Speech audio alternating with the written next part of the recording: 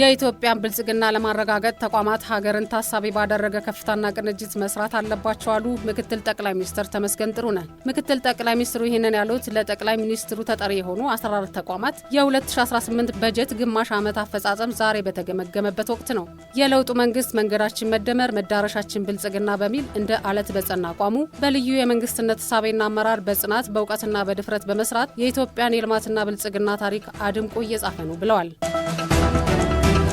በማዕከላዊ ኢትዮጵያ ክልል በበጀት ዓመቱ 6 ወራት የህዝብን ተጠቃሚነት ያሳደጉ ዘርፈ ብዙ የልማት ተግባራት መከናወናቸውን የክልሉ ርዕሰ መስተዳደር ዶክተር እንዳሻው ጣሰው ገለጹ።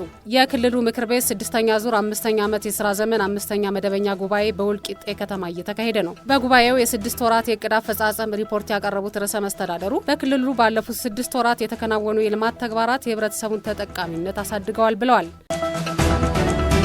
በአዲስ አበባ ከ480 ሺህ በላይ ዜጎች የኢትዮ ኮደርስ ስልጠና የምስክር ወረቀት ወሰዱ። የከተማ አስተዳደሩ የኢኖቬሽንና ቴክኖሎጂ ቢሮ እንዳለው የ5 ሚሊዮን የኢትዮ ኮደርስ ስልጠና የወጣቶችን ዲጂታል ክህሎት በማሳደግ ዓለም አቀፍ ተወዳዳሪነታቸውን ያሳድጋል። በኢኒሼቲቭ በአሁኑ ወቅት በመዲናዋ ከ733 ሺህ በላይ ዜጎች ስልጠናውን እየተከታተሉ እንደሚገኙ ተነግሯል። ከእነዚህ ውስጥም ከ480 ሺህ በላይ ወጣቶች ስልጠናውን በሚገባ አጠናቀው የምስክር ወረቀት መውሰዳቸውን አስረድተዋል።